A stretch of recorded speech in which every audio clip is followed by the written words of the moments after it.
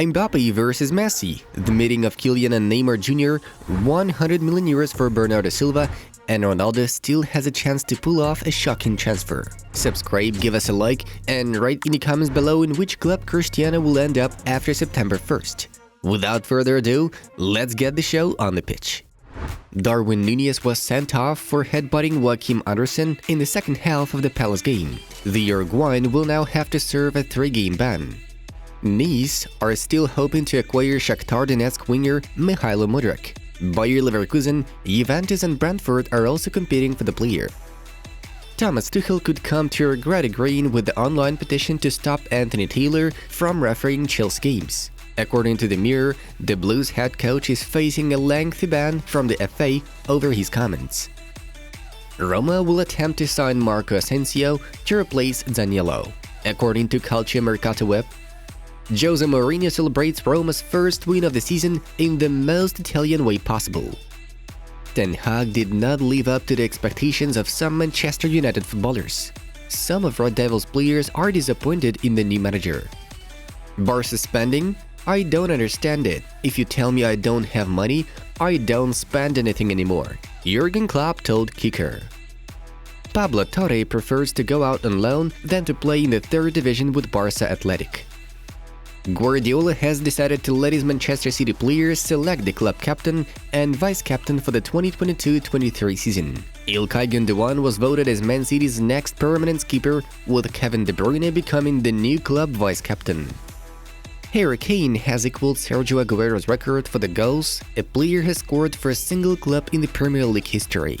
The 29-year-old Englishman has 184 goals for Spurs in the Premier League.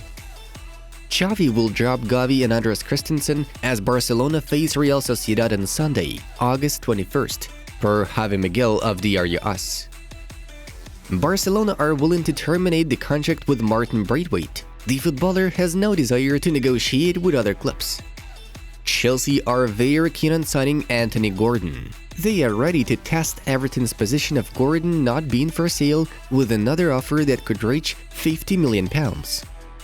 Barcelona have sent Alex Collado to Elche. The loan agreement with the 23-year-old Spaniard runs until the summer of 2023. The contract doesn't include the player's buyback option, and the Blaugranas will pay 50% of his salary.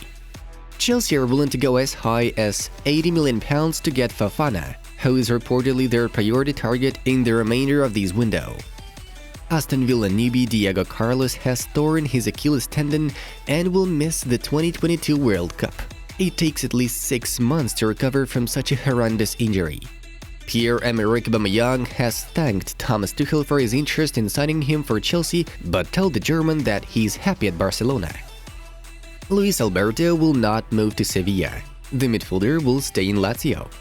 According to Gerard Romero, Barcelona have both Aaron Wan-Bissaka and Diogo Dalot on their right-back shortlist for the summer. Manchester United are considering the possibility of signing Jamie Vardy. The management of Leicester City have no intention to sell the club legend.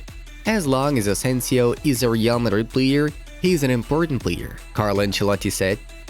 Leeds United are eyeing FC Zurich striker from Italy, Wilfried Gnonto. Man United opened negotiations with Espanyol striker Raúl de Tomas. He could be signed for 30 million euros. Bayern are about to receive 250 million euros under a new contract with title sponsor Deutsche Telekom. Barcelona are readying a 10 million euros bid for Dortmund's Thomas Meunier, according to Sport. Manchester United is in 12th place after 2 Premier League matchdays. Ten Hag's team has 0 points, with the goal difference being 1-6. Barcelona are expecting Serginho Dest to leave the club this summer after falling out of favor with Xavi. Paul Merson believes that Ronaldo would perfectly tick all the boxes Chelsea are lacking. They are on the edge of the box, dominating games. I would dread to think how many goals he could score, the pundit said. Before he came on, Ancelotti told me to take the free kick because I'd score it, David Alaba shared after the game at Almeria. Di Maria was substituted in the 63rd minute of the game against Sassuolo due to an injury. Manchester United are open to the prospect of a permanent sale for James Garner this summer. I saw it now back and it's an obvious red card. Darwin was provoked all the time, but that's not how you should behave. Noted Klopp in the post-match interview against Crystal Palace. Lewandowski was the least dangerous player in Barca's attack because Rayo's defensive system was focused on him, David Villa said while on pundit duty with DAZN. Wolverhampton Wanderers will attempt to recruit Sporting Lisbon midfielder Matheus Nunes for a record 45 plus 5 million euros. Man City and Liverpool were also interested in the Portuguese's services. Draws are defeats now. To drop City by 4 points, it's hard to catch up with one of the best teams, Jamie Carragher thinks. Yesterday, several intriguing fixtures took place in the top leagues. Their results are in front of you. Moving on to the main topics of the day. Let's have a brief rewind of yesterday's matches. Liverpool are still winless for the second match in a row. This time, Klopp's boys shared points with Crystal Palace, 1-1.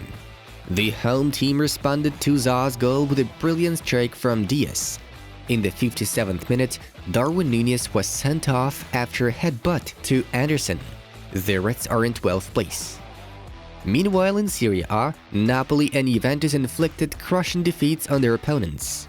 The Parthenopeans slammed Verona 2-5, and the White and Blacks crushed Sassuolo with 3-0. Di Maria and Vlahovic were the ones who made the difference.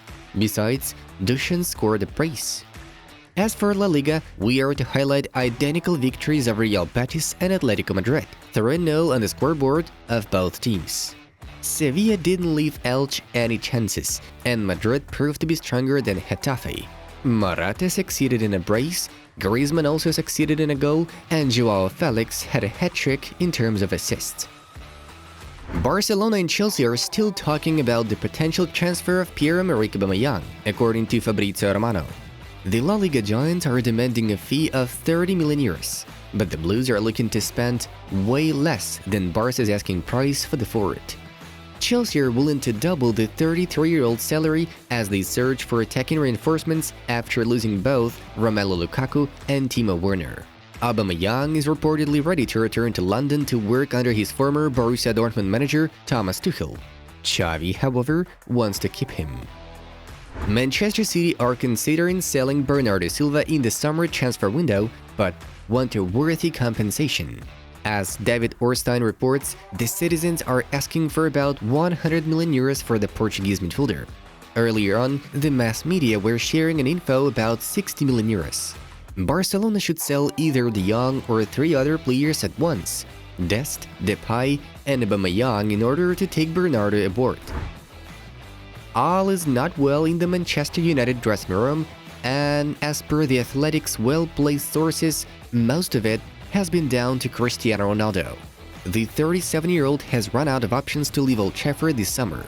Even Serie A clubs are uninterested in signing him, and he is not taken to Erik ten Hag's methods well.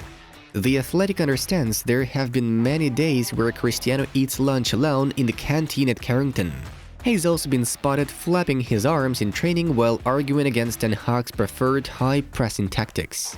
The Athletic adds that Cristiano's attitude was prompted United to change their stance on the possibility of selling him.